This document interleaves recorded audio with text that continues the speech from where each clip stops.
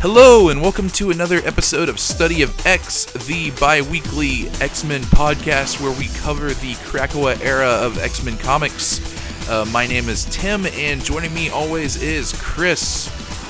You know, I never thought I would say I was excited to see Kid Cable, but I was really happy to see Kid Cable this week. And Sergio. Hi. Why did you not like us having to cover 6 issues of something last week? Let me just say that was a lot of notes and a lot of research and digging to do, as well as trying to fit that in under 2 hours. Oh, so, you didn't do any extensive research into the these random Space Knight dudes? I didn't, but we did cover the beginning of the Yeah. I feel like we already did any research we were going to on these guys. Yeah, so if anything, it's a nice refresher, but definitely nothing like Empyre. So this was an extremely nice and relaxing homework to do. Did you do any Deadpool homework? I actually did, so I have a little bit about that. All right, yeah, I was expecting that. I did not expect to see Deadpool this week. Yeah. Yeah, he does kind of come out of nowhere. He's in the background of the cover. Oh, he's kind of hiding. Yes, this is true. Oh, I guess he is, yeah. Hiding. I don't know. It's his face. Well, it's subtle. Like you kind of can like look at it and not really see it, but yeah, like that's true. That's true. He does blend in. You know, it is just a bunch of red. Yeah, you're just like, oh, it's a red background, and it's like, nope, that's Deadpool's face. But yeah, but that will make more sense once we get it. Which, speaking of, are we ready to jump into Cable? Yeah, let's do it. Go. Awesome. All right, so for Cable number 3, Ace in the Pouch, this is still written by Gary Duggan and was released in August of 2020. And we're opening up here in a different scene than last time, as young Cable shoots and kills the older version of himself. As one does. Yeah. But sometimes you gotta just, the future is now, old man. Mm-hmm. And then just shoot a hole through your own stomach. Yeah. Yeah. So, but... Was it Kylo Ren who said, kill the past? Yeah. Yes. That's where that phrase comes from? Except in this case, it's kind of the future, but I don't know. Kill the future, and then maybe the past? Something like that. Isn't old Cable older than new Cable? Yeah. But, like, he will eventually be that age. I don't think he'll stay young forever. Yeah, but old Cable has a longer past. Get it? Okay, you're stretching it, but I can buy it. Uh-huh. All right, well, now that the past is dead in the version of an old man, it seems like this is actually just young Cable reliving this moment in his memory. Because the last time we saw Cable and Esme, they were knocked unconscious by the Galadorian Knights. Yeah, Esme is very judgy about Cable reliving this. Which, fair, they are on a first date, so that is kind of a weird thing to find out that your date is doing. Yeah. Yeah, I don't think he had much of a choice. Yeah, it's just, it kind of just is where your mind goes. So, but she brings him back out of it, and it looks like they've been brought here by the Galadorians as they are deciding what to do. It seems like either they're going to have their people get their flesh bodies back, or transform Earth into a new Galador, which would require killing everybody else currently on Earth. Also, remember when this was about a baby? Yes, we've gotten a couple of steps off the path. Yeah, we're just a little bit distracted. Up there with the biggest swerves so far, and that's saying a lot. But yeah, apparently, I think we might have covered this last time, but these are not robots. They are people whose brains have been put into like armor bodies. Yes, yeah, I believe we get some exposition about it later on. Yes, They're called cyborgs, so I should correct myself there. But Cable has a wonderful idea of simply calling them out and asking them what they're doing with his sword. Before, of course, they fly off and begin to fight him. Yeah, I like him yelling at them and then just immediately turning around to Esme and being like, "We got this," Yeah, with before like turning with a back wink. around. Yeah, just like, It's very charming in a Yeah, really and cheeky sort of way. then he turns back around and yells at him. Then we turn the page and he gets punched in the face. It's good comedy. Mm-hmm. And then the battle begins as the Galadorians fight Cable here. He grabs the Light of Galador and actually beheads one of the cyborgs there before the battle is called off by some pretty quick thinking on Cable's part. Yeah. So he gives them an offer. If they want their planet back, because their planet has been blown up, why don't we just give it back to them? In the form of a time machine, which, Cable's younger self killed his older self, so he does have a time machine somewhere. He just has to get it. Also, the beheaded robot is going to spend, or cyborg is going to spend the rest of the comic just riding on the other cyborg. Like, it just has two heads now. Yes, it's like a necklace. It's really fun. Yeah. I find it really interesting how comics in general play with stakes, because on the one hand we have Empyre, which is a huge event about plant people conquering Earth, and we're suddenly talking about these cyborgs potentially turning Earth into new cyborg land or something, and it's like a throwaway plot. Yeah. Mm-hmm. Yeah. It's like technically these stakes should be as high as the event, but we do not have the A team on this one. Mm-mm. Uh-huh. No. Also, time travel, we should, that's dangerous. You don't want to give time travel to the bad guys. Yeah. But it's okay. I don't even know if that was the plan. Yeah. There's also a degree of these guys not really being bad, but we can talk about it later. Yeah, they aren't the best, but I don't know if evil is the right word for them. Yeah. We'll put it that way. But we have this really fun little conversation here between Esme and her mom, Emma, as she asks where the old gross Cable was buried. And we find that his grave is in Westchester, New York, but it has been dug up. Yeah, specifically with a bag of Staten Island's finest Mexican cuisine. Also, one of the Galadorians sees this and yells to begin assimilating the world, which is pretty funny. Uh-huh. Barajas is a pretty good Mexican restaurant name. Bajas is a good one, yeah. Yeah, it is very good, and it does give us the immediate clue as to who this would be, because Deadpool is a very well-known lover of Mexican food. And also, the King of Staten Island, which is the... Yes, also the King of Staten Island. But a very particular kind of king. What did you learn in your research here, Chris? So, I had to look this up because I was very curious. I was like, okay, why is Deadpool the King of Staten Island? I read this run, actually. And the reasoning behind it is just kind of stated as fact, and I'm kind of just gonna go with it. And it's, at some point in the 17th century, humans made agreements with monsters and gave them ownership of Staten Island. They eventually decided on a monarchy, and the rule of law for monsters states that if you kill the Monster King, you become the king. And Deadpool did exactly that. So now he is the King of Staten Island. Yeah, just King of Staten Island, which is populated by a bunch of monsters. Mm-hmm. Who just live there, Yeah, so this is, I think our first, actual Deadpool... Yes.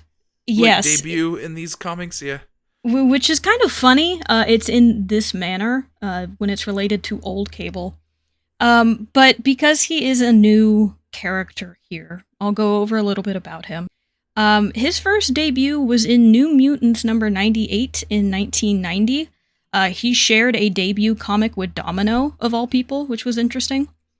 And his status as a mutant can be argued. He was given regenerative powers from the Weapon X department in Canada, and his powers derive from Wolverine specifically. But the way his powers work didn't exactly work correctly. So it is a thing in the comics where his body is constantly fighting off a lot of different kinds of cancers. And if you ever see him with his mask off, he doesn't look very well. That's because his healing powers do keep him alive, but they don't exactly stop all of the different things in his body trying to kill him. So he's kind of in a weird state. Yeah. So, but another thing about him is he and Cable are really, really long-time friends. They had a very long-standing comic called Cable and Deadpool for a while. Cable had his own run for a while where he and Deadpool were off just doing different shenanigans. Deadpool for a while, when he was first introduced, was actually not the fourth wall-breaking character he is now. He was definitely a much more serious character. But he's shifted into a more comic sidekick as time went on, into where he is today. Yeah. So, yep, that's nothing to really add there. That's kind of a quick history of Deadpool. Mm-hmm. So when they found that bag, they decided to go pay Deadpool a visit, because that meant Deadpool probably dug up Old Man Cable's body. And we're quickly going to find out that yes, this is the case. However, it is going to take young Cable a bit of talking to King Deadpool before he is able to convince him to hand over the body. Yep. Yeah. Deadpool is not super receptive of the idea of handing over the body to Kid. Yeah, especially considering this seems to be Kid Cable's first time ever meeting Deadpool. So they're definitely not getting along, and Deadpool is not too happy about that because, you know, in a different version of Cable, they are best friends. And what do you do with your best friend when they're dead? You turn them into a pool table. A novelty pool table. Mm-hmm. Yeah. Pretty good. Yeah, we get a monologue here about Benny Hill, and we see what's going on here, and Cable is just in a pool table. Apparently, he tried to get a taxidermist. They did not want to do that. Yeah, so instead he was put in lucite, which I actually didn't end up looking up if that's a real thing or not. I'm going to assume it's a Marvel thing, and that it doesn't exist. But yeah, he is now in the pool table, a nice centerpiece to this room. I do agree with the Galadorian Knights here that they would be doing this world a favor if they just blew it up. Yeah. Deadpool is not a pretty good joke. Deadpool is not a very good measure of human society. Yeah, but yeah, I like these pages a lot here. It's very laid back, but like I don't know, all the jokes in this book are kind of landing for me. Also, Cable just rips off this arm and it like is dripping blood. It's kind of gross. Yeah, not a lot of ceremony when it comes to his older self. He just breaks it open, grabs the arm, and they leave. And according to Deadpool, old Cable does not smell very good. So yeah, not a lot of ceremony here. Yeah, I mean, he is a corpse just hanging out in a pool table, so that tracks. So, but that is going to lead us to the beginning of the end of this issue, because we're going to have two data pages back to back. One is a message from Cable to Deadpool asking him to retrieve his body once he dies and keep it safe. And the following is King Deadpool's nice response to this request, where he eagerly awaits his friend's demise. Also, I would this mentions Strife, and I think this might be our first mention of him. What do you know about Strife, Chris? You know, you said that name at first, and I'm like, I don't know who that is. And then you kept talking, and I'm like, oh, wait, I do know who Strife is. Strife can only exist in a comic book. I'll put him that way. Would you like to explain who that is? No, not yet. We'll probably get to it soon. Okay. But We will keep people, on the edge of their seats for that one. I'm sure you're gonna love him when you meet him. And by people, you mean me? Yes. Yes. Yes, we do. But yeah, I specifically. I like this little message here of Cable asking Deadpool to retrieve this specifically because like this would be a really easy way out of the conversation for Deadpool, and he doesn't even attempt to explain this. No. That like he was asked to go do that. Yes, to keep all of the ordinances and other weapons on his body out of everybody's hands. Yeah, like this was Deadpool like, never said that. Yeah, like what Deadpool like is doing here is very like gaudy, but like it was with a purpose, and like I feel like that's a very interesting like look at his character here. Mm-hmm. Yeah. Like, yeah, no. I love having letters in narratives. You know, yes, epistolary novels are my thing. Love this. Yeah, I think the juxtaposition between these two works really well as well. Like the Cable letter to Deadpool is like it's formatted like a data page. Like it almost just seems like an email. And then we get Deadpool's to Cable, and he writes this thing in cursive. Mm-hmm. Yep. We have like a different like background painting here. Like this is like a letter. It's like he's got like this like real like rosy language to it. It's good stuff. You get a very clear picture of how they fit like the straight man and funny man tropes. Mm-hmm. Yeah, like I feel like that dynamic comes across really well here, which is kind of incredible because like Cable isn't alive. Yes. Like, we're talking about a corpse at this point, and yet, you know, you can still definitely get that relationship across. Yeah, absolutely. And like I feel like this like really also kind of just like stresses how much trust like Cable or like you know old Cable did have in Deadpool, where this was something he trusted Wade to do. Mm-hmm. So yeah, I don't know. It's good. It's a very interesting way to like get character moments to come across, but I think they did like a very good job at it. Like it's not conventional, but it works. Meanwhile, back in Pennsylvania. Yeah, back in Pennsylvania, and the mention of, you know, how this all kicked off because of a missing mutant child.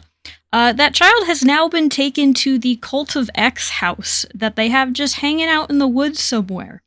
Yeah, and that's about it. They give him some knives. They carve those on their face.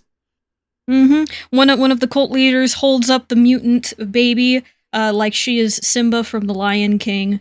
And it looks like whoever this is that is in charge of this cult seems pretty pleased, and also has other mutant children. Yeah, who do you think that is? I feel like this is a trick question that you're expecting me to know, but my answer is I actually don't know. I don't actually think this is supposed to be a. Let me see. Yeah, I don't know. I guess we'll see. He looks a little to me like young Magneto. Yeah. I think it's the hair. Yeah, it's definitely the hair. So, but we should mention this fellow does also have an X on his face, but it is on his forehead and does not look like it was carved with a knife like everybody else was. It almost looks like a brand. Yeah. But yeah, so I want to get into the next issue of Cable here. Yeah, because this is going to pick up pretty much right where the other one has left off, so we're just going to jump into it. This is Cable number 4, The Big Bang, and was released in September of 2020. We're going to open here actually with the history of our 3 knights that are trying to figure out what they want to do. We learn... Oh, go ahead. Yeah, real quick, I want to give a shout out to this cover. I think it's pretty cool.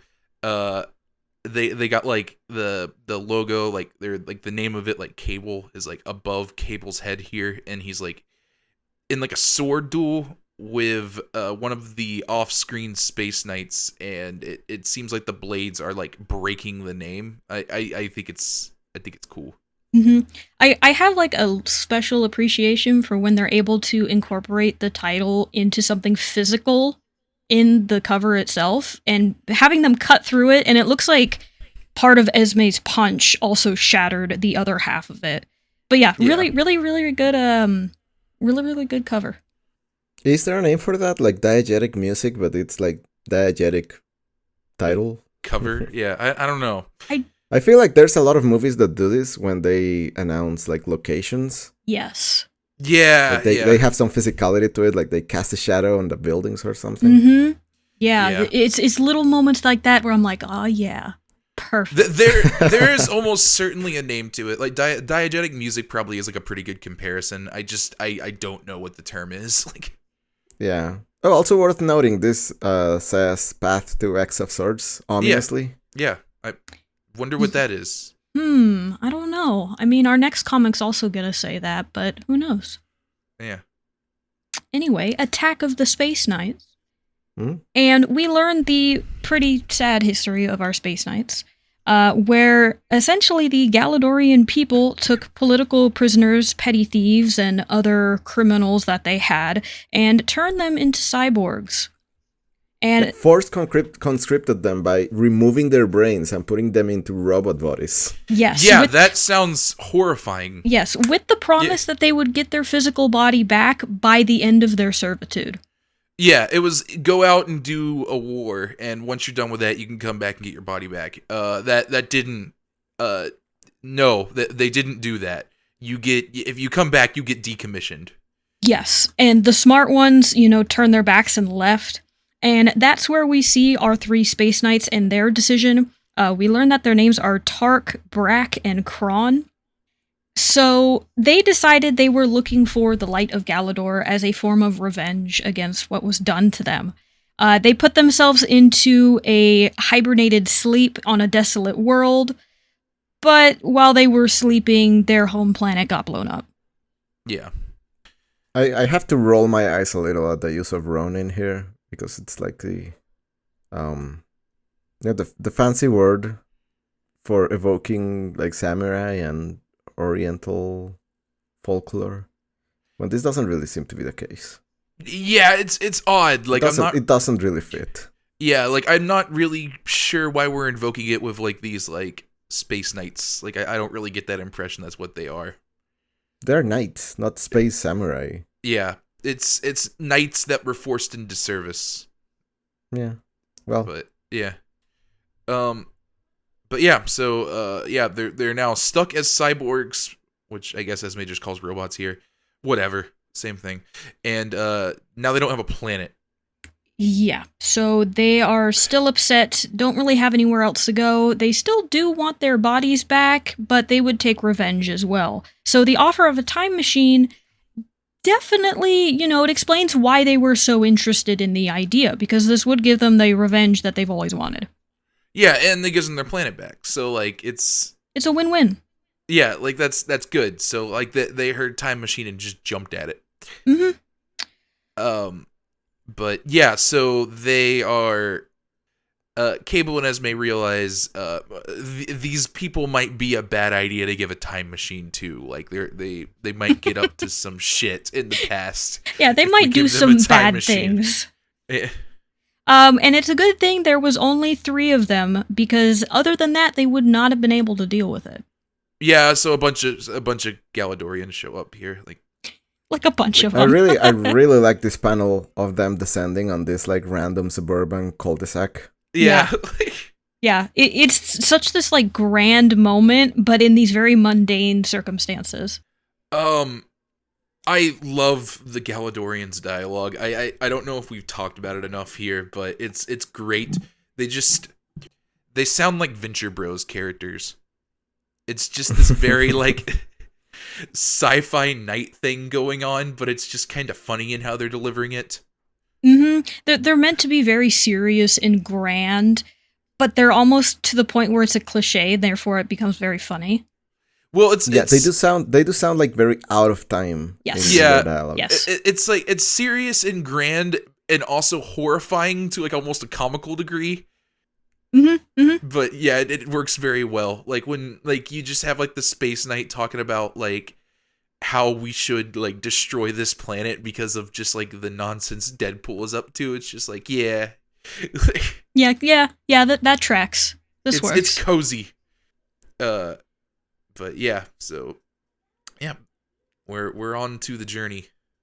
Yep, and it's a journey everybody's gonna have to figure out as they go along.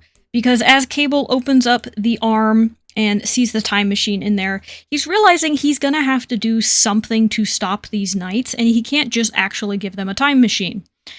And he's like, well, I wish I could figure a bomb or something in here because that would do it, but I don't have time. And then he's like, wait a second. Yes, I do. Yeah, And- like what if I did? And then he just like thinks about it real hard and opens it up again. And we got a bomb in there because time travel is very silly. it's real fucky. Yeah. Yeah, it's don't think about it too hard, just nod and accept that it happened. I like Esme's like just horrified look when she sees a nuke in there. Yes. Yeah, no, we go from a tiny time machine to a nuke in the, tricep of this arm. Yeah. But yeah, so we're going to the southwest corner of the continent because of the Time Variance Authority is apparently pretty active in the region. I don't even know if this is a real thing in the actual like comics and if this was just like Cable making up some stuff that also like is a callback to like the Loki show. I don't remember. I was actually going to bring that up too because I feel like didn't Loki come out after this? Oh man, I don't know. Okay, so when was this comic released? This came out in 2020. Okay. I feel like Loki came out during It definitely did. during the pandemic. Yes. Yeah. Yes, Loki's later. Yeah, Loki's after this. So yeah, this is definitely not a callback to Loki. So I guess the Time Variance Authority does actually exist, but yeah, he's Cable is bullshitting here. Yes, he just needs to get them away from a populated area. Yeah. Let's go blow up South America. Yeah, we're just going to it looks like Arizona. It does look like it, but he does say the southwest corner of the continent. Yeah, so that could not be Arizona. It could be somewhere else. Yeah, I don't know. We are blowing up a desert though. Yeah, vague mesa desert area. Lots of deserts in like Chile and Yeah. Yeah, so it can be any one of those places. yeah. But as they teleport there and Cable gets the time machine ready to go, he tells Esme to reach into his pouch and bring out a Krakoan flower because he is going to prep this thing to blow up.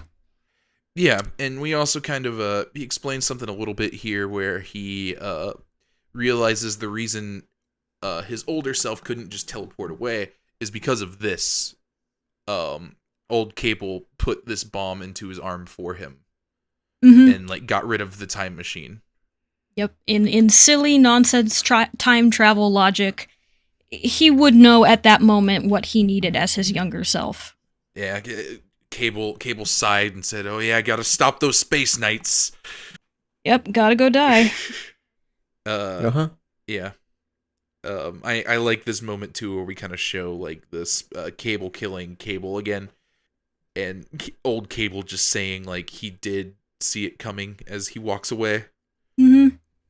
Yeah, it's a nice, circle back around with that moment. Yeah. But yeah, doors planted and we're trying to stall for time. Yep, but thankfully this time machine is voice activated. So as Cable activates it, the time machine says that you need to state the time you wish to go to and then gather closely around it before it activates. Yeah. Get close. Yeah, and probably my favorite gag of these two is one of the Space Knights picks up the arm and it says coordinates locked, and then he's like, hey, is everybody else's spectrometer going off, or is that just me? Yeah, like you detecting a fission reaction, like... just one of those, like, deadpan comedy moments of like, oh yeah, no, something's about to go down. But it works. It works really well. It's fun. Yeah. But yeah, they don't manage to get through the gate in time, and now we're in a fight. Cable uses some of his psychic powers to push him back. And, yeah, he takes the sword and they dip. Mm-hmm. Yeah, I do kind of feel bad for the Space Knights here.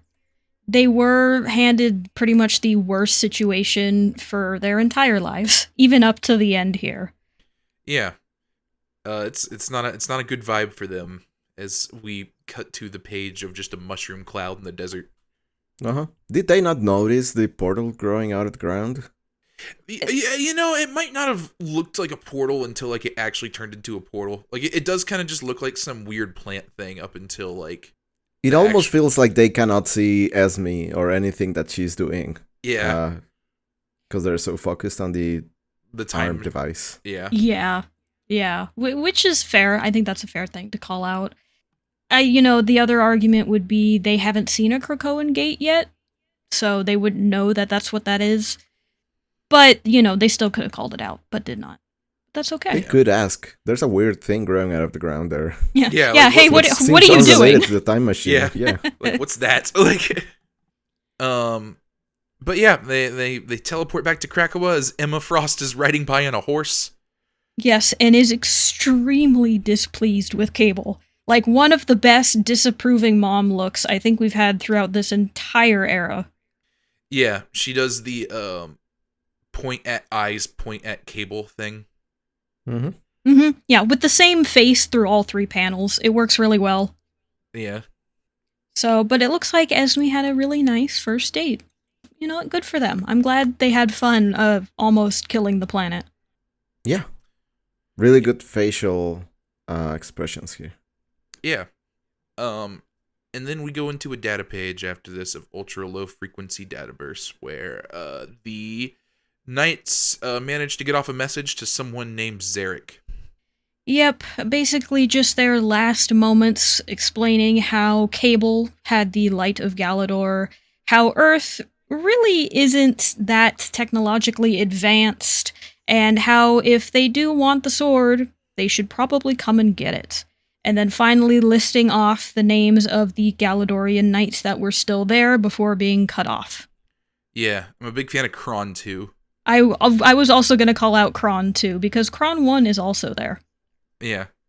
Do you think that is the same brain in two different cyborgs, or did he just also pick Kron? I'm going to say he's just also Kron. Okay, I also like that. Just the second Kron. And speaking of names, I'm refusing to call this new guy anything other than Derek with an X. Wait, who? The person who this is being addressed to. Oh, right, yeah. Derek with an X. Yeah. Yeah, that's fair. So, but while we leave the Galadorians behind, we do have a message from the X-Desk. It looks like the X-Desk has been keeping an eye on these missing mutant children and gives a heads up to the Philadelphia PD by pointing them in the right direction, showing them some texts from a burner phone that they got back to show that, yes, it was the Order of X that absolutely stole these children. Yeah, and yep. Yeah, these burner phone texts are a little bit, man, apparently, whoever this blocked Bucks County PA number was really wants this person to kill the dog. Yeah, I was not happy about that. The dog didn't do anything. Yeah. I mean, so, yeah, okay, she did give up the location and what was going on, but don't kill the dog. Yeah, but yeah, this is pretty hardcore. They say like, oh yeah, I'm sorry, Stinger noticed like the baby missing faster than we thought. And they're like, yeah, okay, kill the dog and then kill yourself. Like if you fail to do this, then like your family will be punished. And then it ends with like, acknowledge receipt of this fate by simply giving me a thumbs up on this message. Yeah, and then the message has a thumbs up, and I guess that didn't work out for them too well because they're in custody, but I am guessing the dog's okay. I am also guessing the dog's okay, which honestly is what I wanted out of it. Yeah. Yeah. So, fun little data page, and then we are going to cut to the moon in the Summers family home, where it looks like the family is getting together for a nice dinner. Kid Cable doesn't really want to. He wants to go play hero and figure out where the Order of X is so they can stop kidnapping babies. But Scott really wants his son to come to dinner because, he's only going to be a kid for so long and you might as well enjoy that time with your family while you can. Yeah. Their grandfather's going over. We got Corsair coming out with dinner. We gotta go eat. It's not often you have a space pirate for dinner. Yeah. So, a nice kind of little heartwarming ending for this little duo of stories. Yeah. Tells them not to grow up too fast as we just have dinner at the Summers house. And yeah, that's gonna be our last Cable issue before the big event. Oh, you're Cool. right. I totally forgot about that. Man, that It does say kind of does. next the X of Swords. That's true. It kind of leaves off at a very interesting point. But I mean, we'll talk about that when we get to X of Swords. But interesting, yeah, that kind of leaves off at an odd spot. Yeah. Just take it slow a little bit. We don't got to worry about those mutant babies right now. We got swords. I'm sure the babies will be okay. Yeah. Obviously. But, since we are finishing up these 2 issues of Cable, what did you both think of them? Just back to back. I am enjoying this book a lot, actually. It is a vibes book in, like, the purest sense. Yeah. Like, I don't know. Like, I think it's a little bit looser than what you would expect from it. But I feel like it's very endearing to Kid Cable, which is a character that I think came into the story in a way that kind of soured people a lot. But yeah, like he's fun. Like I like that he's kind of a dork. I like that this series is just kind of plays like fast and loose with a bunch of this stuff. Like it's a funny series, and I think this character kind of needed that. Sergio, how about you? I'm enjoying it. Yeah, I ultimately think the humor is pretty good. It like mostly hits for me. I think the swerve into the sword stuff is fun, rather the light of Calidor stuff. I don't actually know if that's going to be related to the sword stuff, but I'm guessing it is. Yeah, I'm enjoying it. I think it's bold to knowing that this stuff is coming. Also, do the kidnap stuff on the side. Yeah, I think it's being well handled. I really like the art. The characters are endearing. I do like Isme and the rest of the Emma girls. Yes, yes, they're fun. Yeah. So yeah, no, I definitely agree with both of you. It's like a more laid back version of Marauders, which makes sense because it's the same writer. But yeah, I've been enjoying it. Definitely the funniest of the bunch, which has been nice. But I am curious to see what this transition into X of Swords is again, because I have bits of recollection of when that happened, but having it fresh in my mind is definitely going to help. Yeah, I'm looking forward to seeing what the X of Swords stuff brings from these like 2 threats. If it's going to be like Light of Calidor thing exclusively, or if the Order of X is going to become involved somehow. Mm-hmm. Mm-hmm. Yeah, no, a lot of mystery regarding that, because we haven't really gotten too much of it so far, at least hint-wise as to what's coming. Yeah. We'll get there. Yeah, we're going to get there pretty soon. But before we do, we still have Empyre to talk about. Are you 2 ready for X-Men number 10? Yeah. We're going back into the plant people. Yep, they are still here for now, not for very long, with X-Men number 10. The title is simply Fire. This is written by Jonathan Hickman and was released in July of 2020. And we're opening up back in the past as we find Vulcan drifting in the Fault. That is the space-time rift that was created when he and Black Bolt battled and the Terrigen bomb exploded back in 2006 during the War of Kings event. Oh, I am guessing all of that sounded like nonsense to Sergio. It did. Yes, I'm just nodding along. Yeah, it is. It's old by this point, in terms of comic books. I believe we went over a little bit of it when Vulcan first showed up, or at least we talked about the Summers brothers a little bit. Yeah. But I'll go over it a little bit again. Vulcan is one of Cyclops' brothers. His power is to control fire, and he can do that extremely well. But with him, his mental state has not always been rock solid. And for a while in 2006, he did take control of the Shi'ar Empire for a while that we have seen, and decided to go on a crusading war throughout space. This ended up with him and Black Bolt fighting, where, again, the mentioned Terrigen bomb exploded, and they just ripped a hole in space-time. So, just for a little bit more context, Black Bolt is the leader of the Inhumans, which are not mutants. But similar. They tried to make them mutants for a long time, but that did not work. His power is all of his. Anytime he talks, it is very strong. Like, he will, if he says something, it will make a shockwave in front of him. It's like a Godzilla atomic breath, basically. Yes, even a whisper could decimate a house. Is the kind of level of power you're looking at. Yeah, he also cannot turn that off. Like, he largely doesn't talk because of this. Huh. But yeah, so yeah, them fighting's kind of a big deal. Terrigen bomb. I don't really know what that is, but Terrigen's the thing that makes Inhumans. So I'm upset with myself that I know what that is. With Inhumans, they were a Kree experiment with humanity, I believe, where they took something called the Terrigen Mist and would mist a whole bunch of people.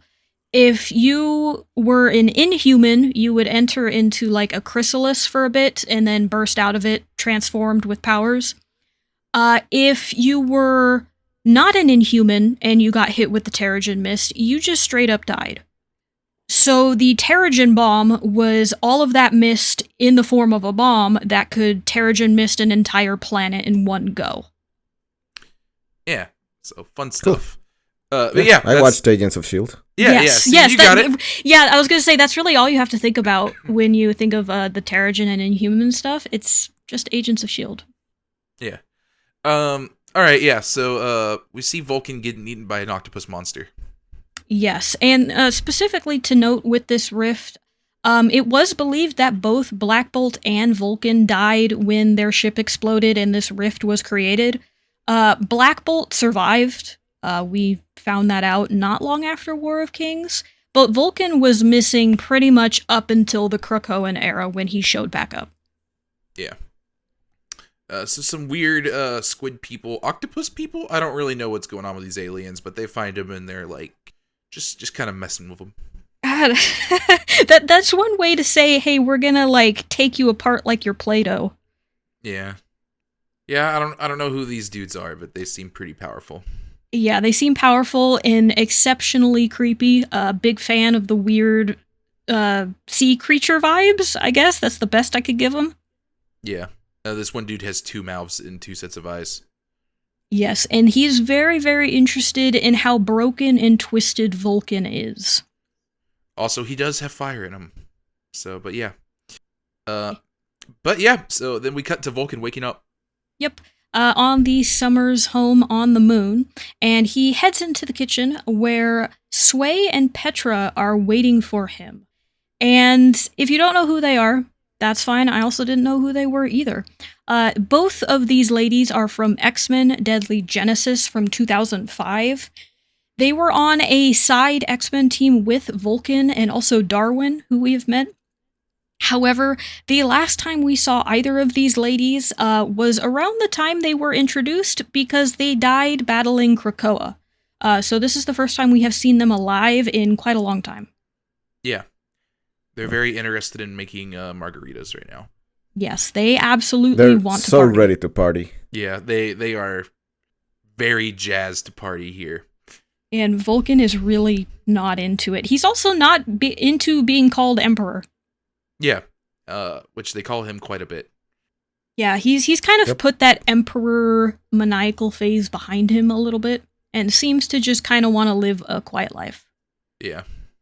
So, but it seems like everybody else in the Summers house is out for the day, and Petra and Sway offer to get a party going here, but instead Vulcan decides to go for a walk and clear his head a little bit.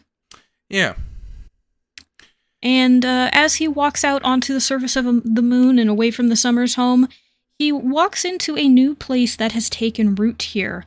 And we see what I believe to be the same Kotati base that we saw in Empyre that the Avengers first land on when they make, not first contact, but when they agree to protect the Kotati. There's the same massive flower-like building right in the center, a whole forested area all around it.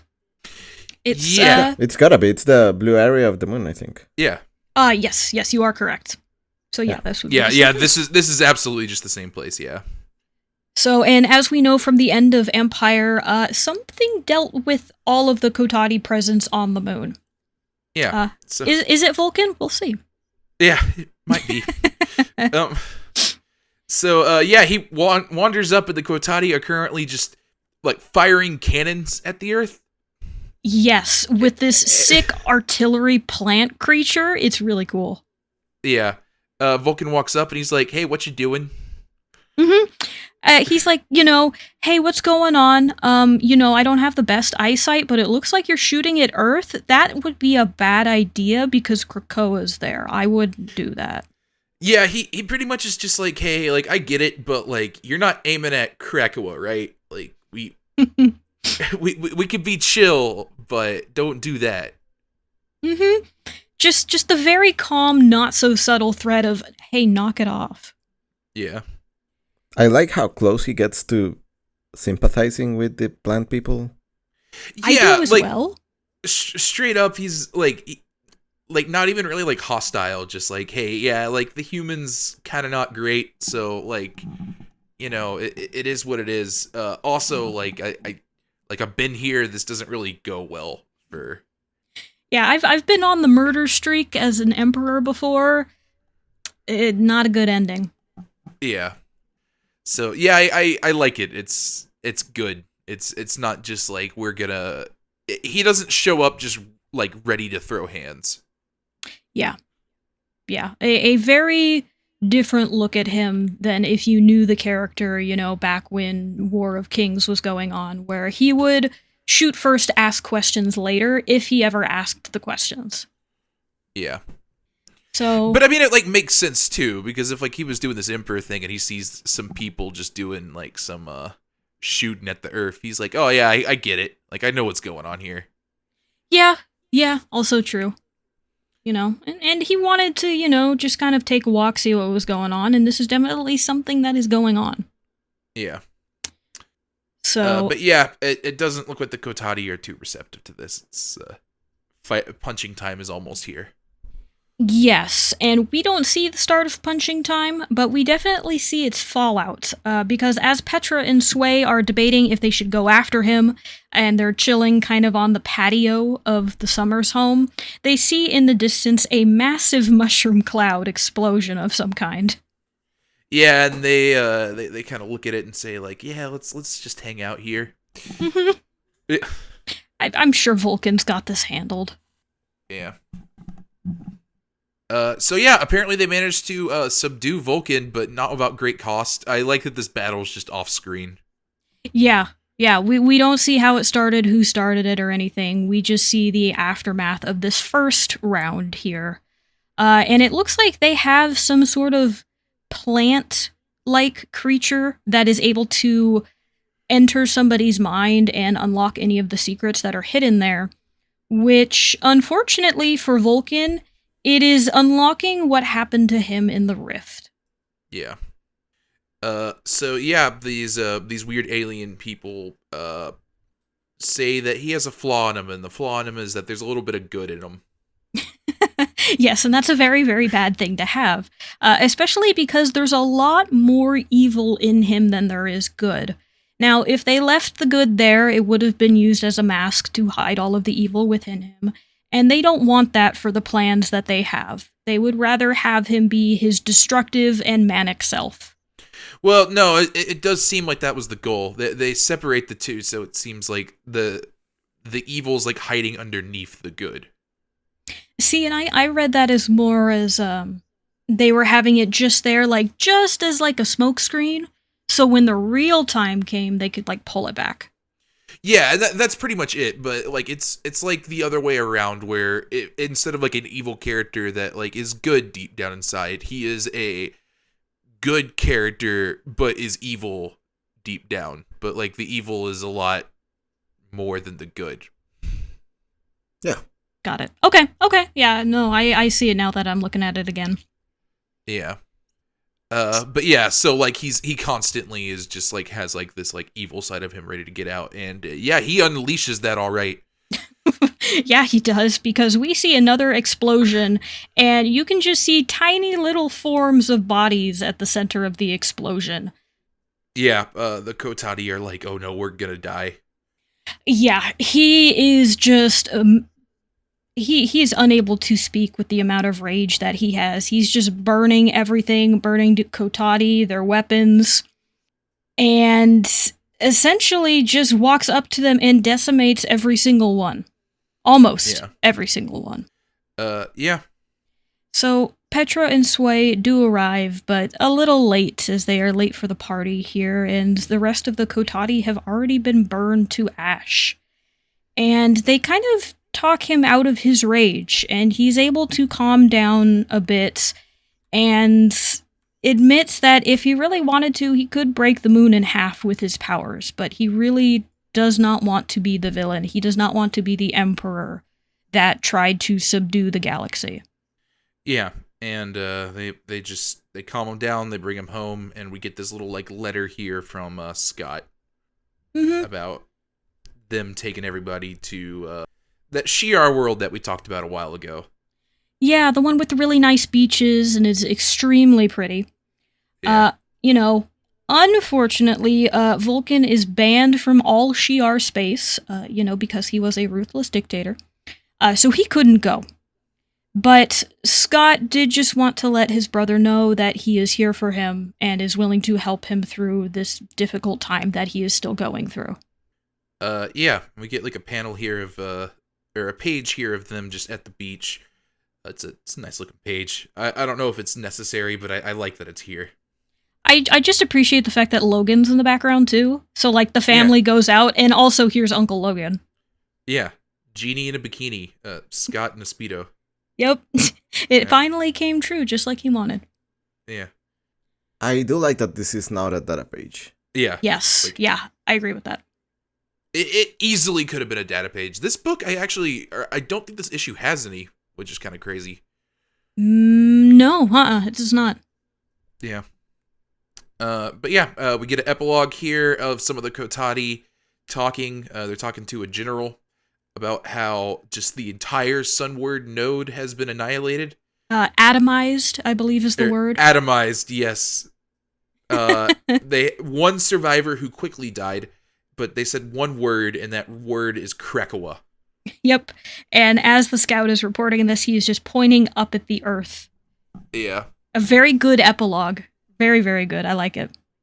Yeah. You know where this is going. Oh, yeah. Absolutely. I mean, you're telling me Krakoa atomized one of our bases? I mean, come on, we gotta go hit back. Yeah. So also, shout outs to the plant dog. Totally didn't need a plant dog, but I'm glad we have one, as well as the general, because despite being a plant creature with a plant half cape going on, he's very menacing to look at. Yeah. I do really love the leavescape. Yeah, it's a good design. But yeah, so that is our first issue of the Empyre tie-in.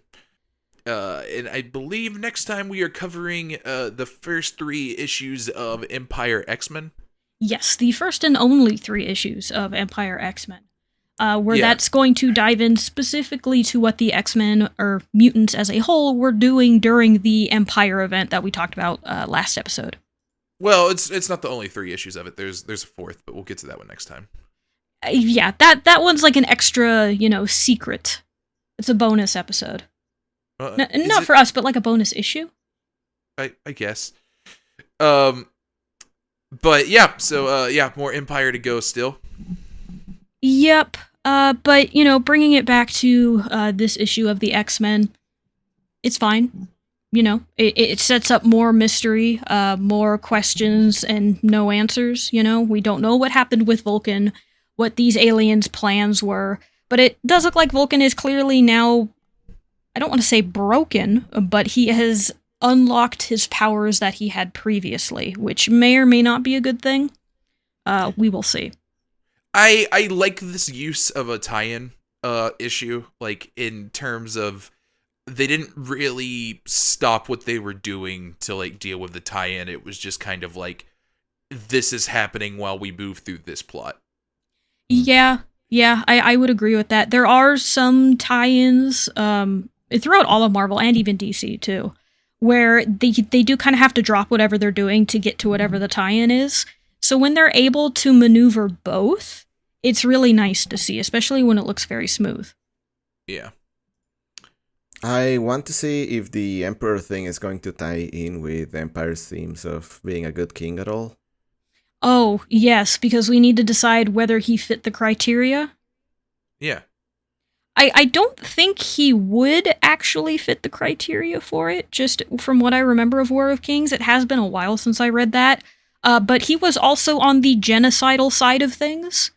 And, that disqualifies a good king, unfortunately. Or not unfortunately. Never mind. I'm just going to stop talking now. But yeah, good issue. I thought it was pretty okay. I don't really know any of these characters, so I don't have like any particular attachment to them. But I think, they, might surprise us, I guess. Yeah. Issues. But yeah, a solid little batch of issues here. I feel like there was nothing like very too big to like dive into, but honestly, after the Empyre set of issues, like I'm kind of glad we had a little bit of a break. Yeah. Overall, I'm gonna say in this specific batch, I thought that there was a noticeable lack of like female presence, or rather like actiony female presence, because what we get are Esme, who's basically just following Cable around as a girlfriend. Yeah. Emma playing the role of the overbearing mom, or like the strict mom. These two, what's their names? Petra and Sway. Sway. Yeah, they got like nothing going like on.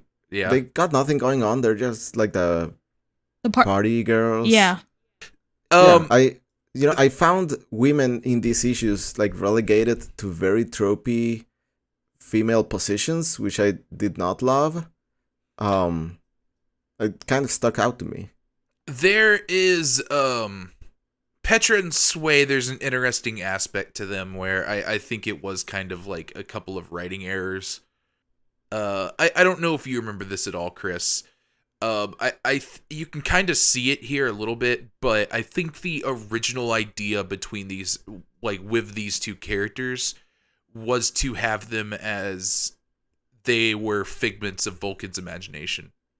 Yes, I also remember that, back when this came out, they were supposed to be something that he created, and they aren't actually alive at this moment.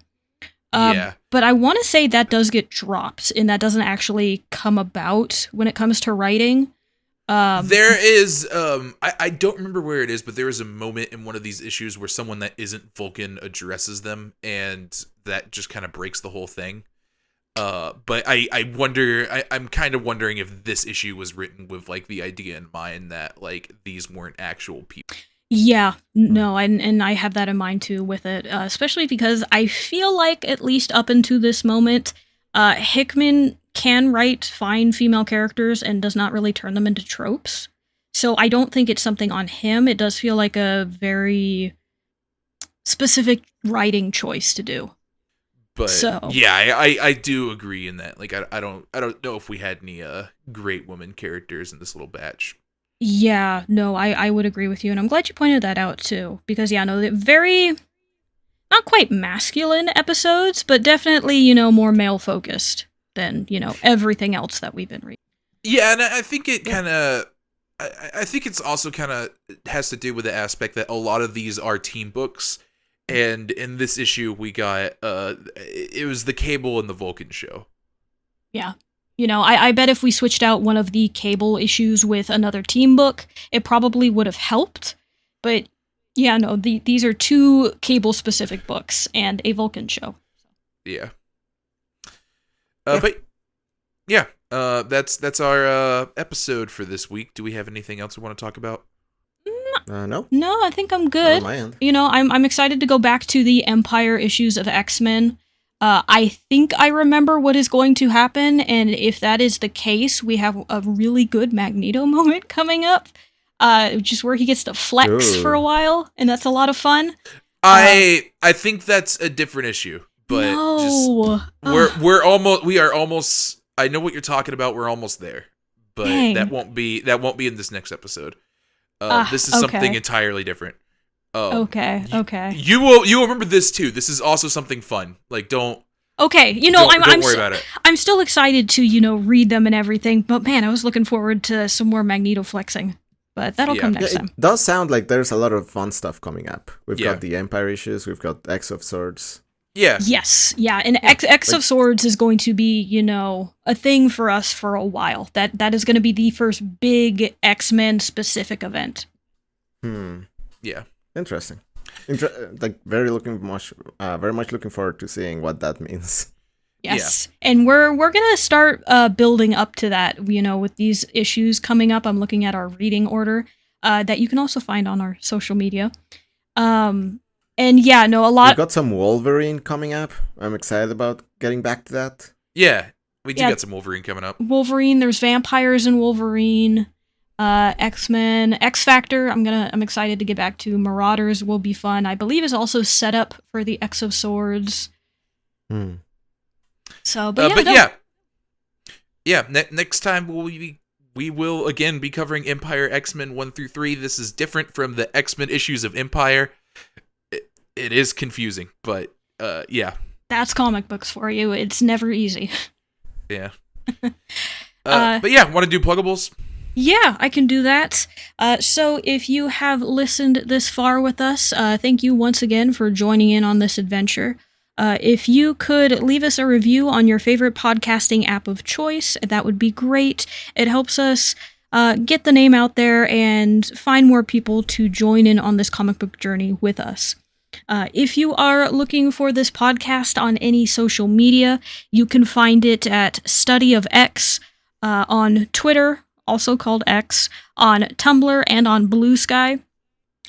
We post our reading orders there when new episodes go up, as well as, just some things maybe we talked about on the podcast. And also, if you had any questions that you wanted to submit to us that we might read on the podcast here, you can submit that to studyofx@gmail.com, and we will have Tim go through every single one of them. Yes.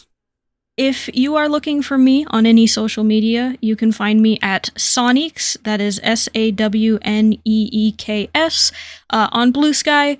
I don't post there very often, but I, browse every now and again. Twitter kind of, broke me out of that habit, so, it's probably a good thing I'm not on social media that much. And Sergio, what about you? Are you still off the social media for now? I am. I went into Twitter a couple of days ago and I saw some of the most unhinged stuff I've seen since the year started, so I think I'm gonna continue not being on Twitter. Or any other social media for that matter. That's fair. That's the smart choice. Yeah, however, you should listen to Stray Reads, my book club podcast. We just released a new episode. It's coming up in the next couple of days. On God, I forgot what book we discussed. We discussed a good book. Go look it up now. You know what? To be fair to all of us, it is a Monday. It's getting a little late. We're a little. It's a sleepy cast. Yeah, you should also play Squirtle, my Pokemon-themed Wordle-like game, at squirtle.fireblend.com. Go check it out. Yes, and if you have ever played Squirtle and didn't know that it was Sergio that made it, now you do, and make sure to tell him thank you, because it is a very fun game. Yeah, people seem to like it. Oh, it's The 7 Husbands of Evelyn Hugo, the book we discussed. That's a good one. Awesome, yeah, definitely go check that one out as well. And Tim, if they are looking for you to try and tell you about the history of Galador, what time should they find you at? 3,000 years in the past. 3,000 years in the past? Okay, alright. Give or take a couple of years, or exactly 3,000? Exactly 3,000. Specifically, I'm on this weird Shi'ar place with the crazy beaches. Crazy beaches and everything? Okay, very cool. Definitely send us a postcard before you come back. No? Alright. I can't make you do anything. Yeah, you can't. Well, remember to address it to Derek with an X. Yeah, that's Yes. Yeah, we will actually send it back if you don't do that. So, All right. But yeah. until next time, everybody. Later, mutants. Later. Bye.